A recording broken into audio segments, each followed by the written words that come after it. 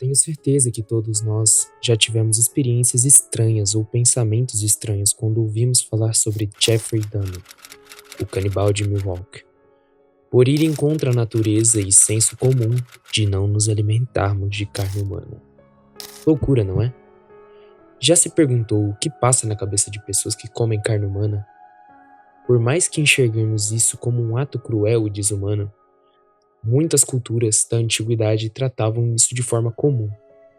Na Europa, no século XII até o início do século XVIII, as pessoas costumavam vender e comprar conscientemente partes do corpo humano, como medicamentos, os ossos, sangue e a gordura. Até os sacerdotes da época costumavam consumir alguns desses medicamentos para epilepsia, dores de cabeça e combater a gota. Algumas culturas tribais dizem que, se comer a carne humana de um inimigo forte, obteria a força dele. E foram milhares de casos como o de Jeffrey Dahmer, Albert Fish, entre muitos outros que ainda falarei e mostrarei as histórias contando os seus casos e tentando entender a mente por trás de suas ações malignas. E então, dissecando de fato suas mentes maquiavélicas e misteriosas.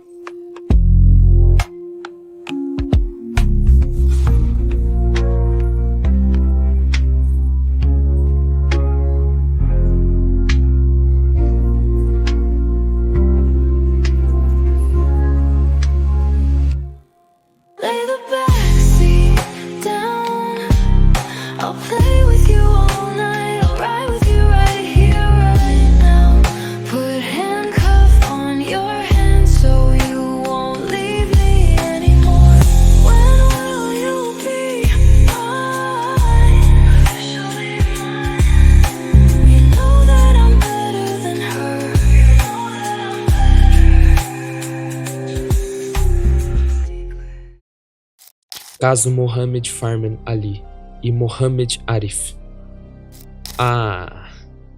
Os dois irmãos paquistaneses que foram condenados a 2 anos de prisão em 2011 e chocaram o Paquistão.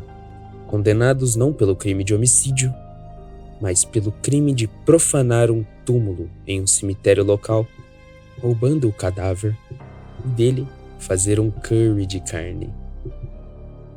Como sabemos, e se não sabia, a criminologia que estuda o delito, assim como o direito penal, não funciona de forma igualitária em todos os continentes. E como não há lei relacionada ao canibalismo no Paquistão, a dupla cumpriu apenas 2 anos de prisão por profanar um túmulo, em abril de 2011. Existiam evidências esmagadoras de seus atos de canibalismo, gerando uma grande revolta após a saída da dupla da prisão. Na cidade de Daraya Khan, na periferia oeste de Punjab. Não demorou muito para a população claramente se revoltar com a saída. Manifestantes bloqueando uma rodovia importante com pneus envoltos em chamas. Bem, é nítido a grande repulsa que sentimos quando somos cientes do canibalismo ao redor. Imagine-se em uma sala, com 5 pessoas. Destas 5, uma delas lhe diz que alguém ali tem o hábito horrendo de comer carne humana. Você sente nojo, enjoo, não consegue acreditar que alguém tão próximo comeria carne humana, sendo esta também um ser humano. Em tempos modernos, com tanta evolução, que misticismo bizarro e horrendo é esse de comer carne dos humanos?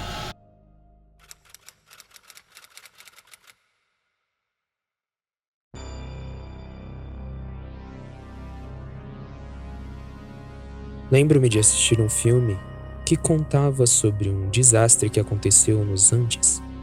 E foi recente. Em 2023, a Netflix lançou A Sociedade na Neve. Filme esse que relata o acidente dos Andes, que aconteceu em 13 de outubro de 1972, quando um avião da Força Aérea Uruguaia, voo 571, caiu na Cordilheira dos Andes, com 45 pessoas a bordo. Para sobreviver, os tripulantes tiveram que passar por experiências que ninguém gostaria de passar. Tiveram que ser consumidos partes de corpos dos tripulantes que não sobreviveram, para que pudessem sair deste trágico acidente com vida. Diferente do filme se tratando do ato da sobrevivência e sem escolhas a lutar contra a morte, por que Arif e Ali tinham esse hábito? Não se sabe ao certo e por que eles possuíam esse hábito. Pela falta de informação divulgada pela CNN, provavelmente com motivo, decidiram dar pouca atenção ao caso. Mas se você, assim como eu, ficou curioso, então vamos tentar entender parcialmente, graças à falta de informação sobre o caso. A similaridade dos casos.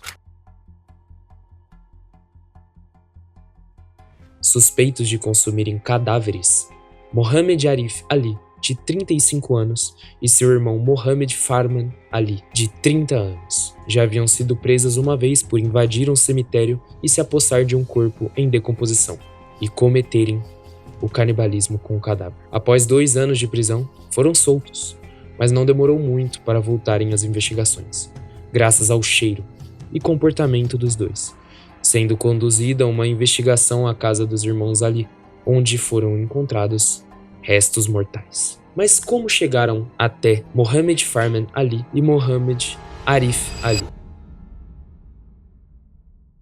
Logo após eles serem soltos da prisão, após os seus 2 anos de cumprimento, eles continuaram cometendo o canibalismo. De acordo com Mohamed Farman Ali e Mohamed Arif Ali, os dois já haviam consumido cerca de 100 corpos, mais de 100 corpos, e só foram pegos graças a uma família que, após a morte trágica de uma de suas parentes, Saira, que havia morrido de câncer na garganta, foram visitar o túmulo de Saira. Quando chegaram ao local, não encontraram o cadáver, o que levou a polícia local a investigar aos arredores, e chegaram até Mohamed Farman Ali e Mohamed Arif Ali. Os vizinhos locais indicaram que a casa dos dois cheirava mal, o cheiro pútrido de cadáveres já em decomposição. De acordo com os vizinhos locais, Mohamed Farman Ali e Mohamed Arif Ali frequentavam quase que diariamente a casa de um senhor feiticeiro que dizia que os seus feitiços apenas funcionariam caso consumissem carne humana. Interessante. Aqui nós temos uma informação importante que nos leva a crer, até o momento, que tudo isso não passa de misticismo. Mas vamos lá, vamos entrar um pouquinho mais a fundo. A semelhança com um caso foi logo assimilada aos Ali. O caso de Nitari em Noida, Uttar Pradesh, há cerca de 8 anos, na Índia, onde Surinder Kohli e seu empregador, o empresário Moninder Singh Padar, foram presos pelo crime de estupro e assassinato de 19 mulheres e crianças, onde Kohli confessou canibalismo e necrofilia.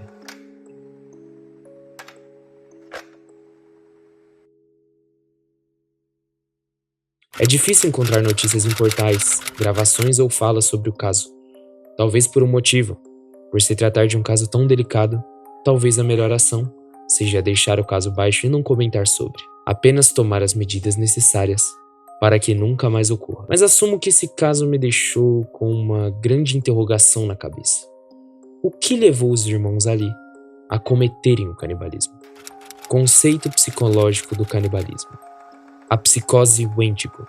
Você provavelmente já ouviu esse nome, Wendigo. O Wendigo é mais do que uma lenda. É um alerta simbólico. Em tempos de fome e desespero, surge a psicose Wendigo, paranoia e impulsos canibais. Uma criatura lendária do folclore algonquiano, associada ao inverno, florestas, canibalismo e brutalidade. É descrito como um ser faminto por carne humana, podendo ser um espírito maligno ou um humano transformado pela ganância ou canibalismo. De aparência alta, magro, esquelético, com pele pálida e olhos translúcidos e brilhantes. A origem da lenda era para simbolizar o medo de uma criatura como a citada, que caminhava nas florestas, possuía os humanos, que se transformavam em Wendigo após consumirem carne humana. Um fato curioso: consumir carne humana o transforma em um Wendigo, uma criatura que só come carne humana? Qual o sentido? Uma doença por comer carne humana? De acordo com a psicologia, existem 3 categorias que podem ser elucidadas: nutricional, ritual e patológica. A parte nutricional é como a do filme do avião no gelo. Por sua falta de alimento, os tripulantes se veem obrigados a cometer o canibalismo, para conseguirem assim sobreviver à atrocidade.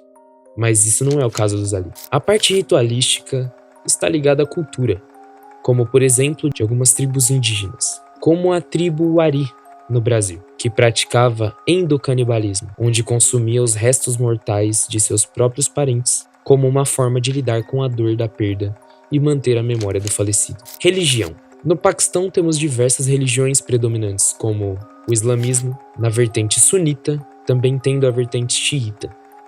O sunismo e o xiismo. Enquanto o sunismo valoriza a Sunna, a tradição e os ensinamentos de Maomé, o xiismo, por sua vez, acredita nos 12 imãs, que são líderes religiosos, sendo na crença os verdadeiros sucessores de Maomé. Nenhuma dessas divisões do islamismo aceita a ingestão de carne humana como parte ritualística. Apesar do Islã ser uma religião predominante, existem minorias religiosas no Paquistão, incluindo os hindus, cristãos, Ahmadis, Sikhs e outros. Os hindus.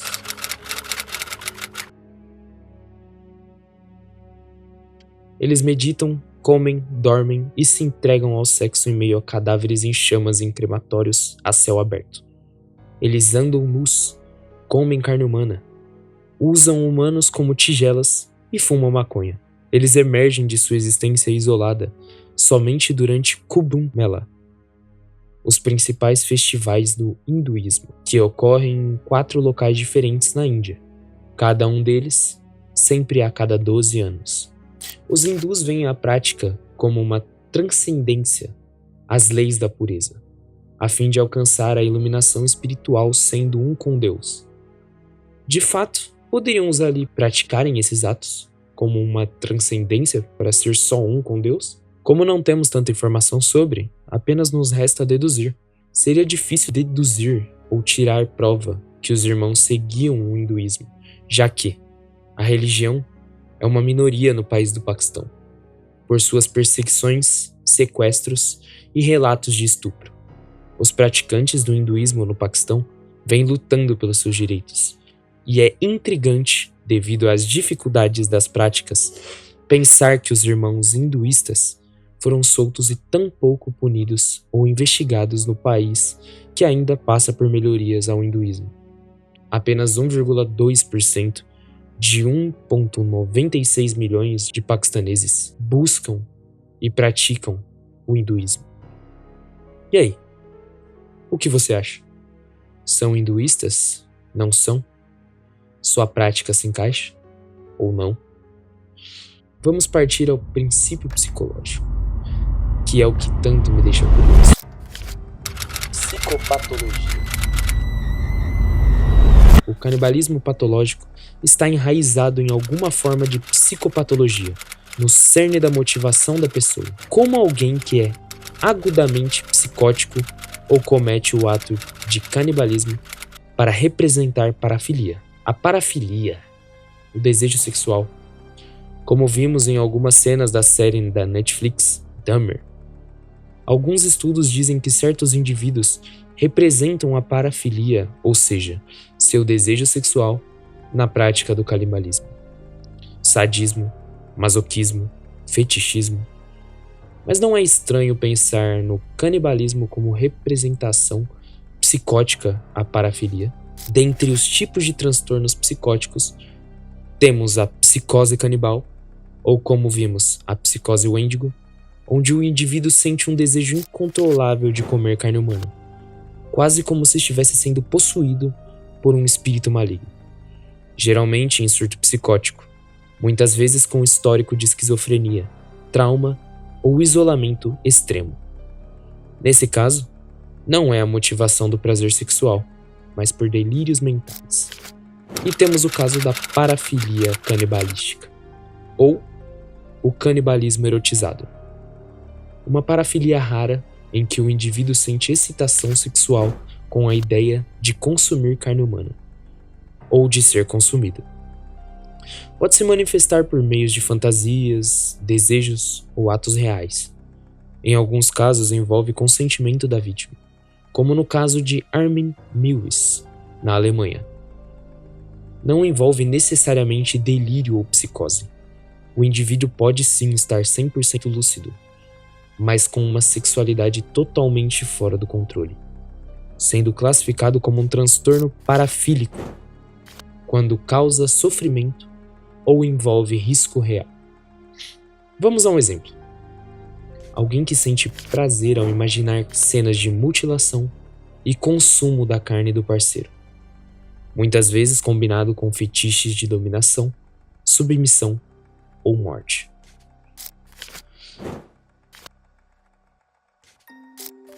É difícil entender. Eu não consigo olhar para isso com uma naturalidade ou fetichismo.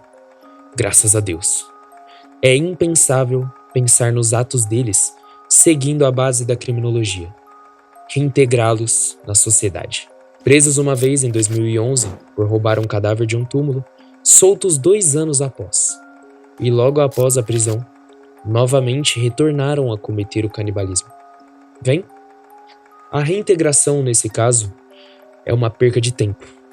Por quê? Foram mais de 100 cadáveres. E isso foi uma declaração dos próprios irmãos. Essa vontade incessável de comer carne de semelhantes pode ser dada por traumas, assim como transtornos psicológicos normais. Mas como não temos tanta informação sobre o fundo da infância, como saber sobre os traumas?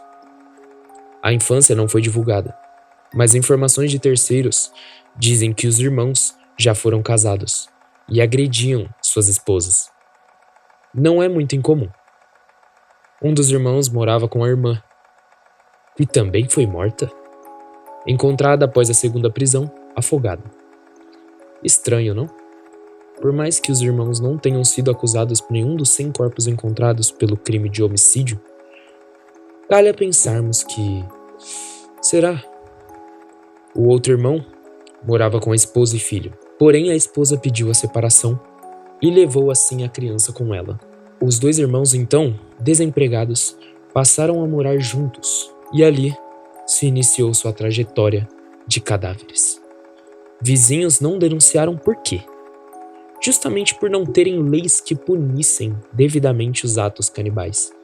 Vizinhos relataram na época, para a polícia, que havia um senhor feiticeiro na região, que dizia que seus feitiços só funcionavam se consumissem carne humana. Os irmãos, como relatam os vizinhos, passavam grande parte dos dias da semana frequentando a casa do tal feiticeiro. Enfim, uma coisa parcialmente consolidada, o misticismo.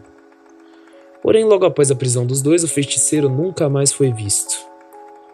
Vizinhos dizem que o senhor fugiu, com medo de ser preso.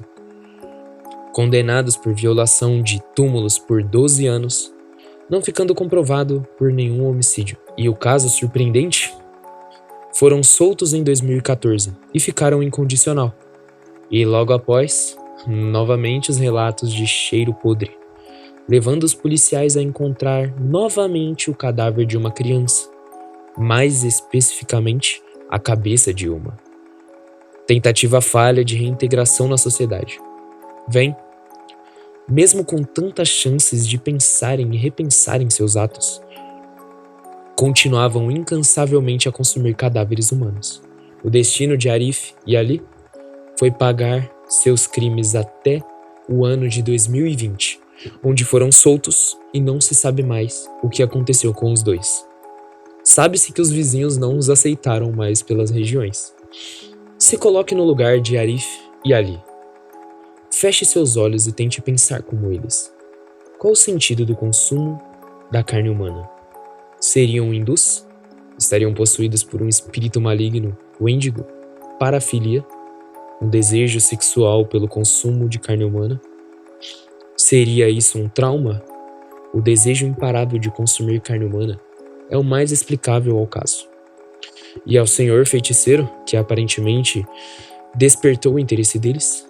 Misticismo ou mais um louco? Espero que reflitam sobre o caso e pensem sobre a mente transtornada dos dois irmãos do Paquistão. E um alerta: este vídeo é com o intuito de trazer informações, analisar e buscar respostas plausíveis de como as mentes perturbadoras funcionam. Quaisquer notícias que trouxe para vocês foi uma notícia dada por canais e portais legais. Portanto, isso tudo já estava à disposição para estudos. Que fique bem claro que o canal Dissecando Mentes vai trazer informações com base nos fatos já publicados, com as bibliografias e referências na descrição.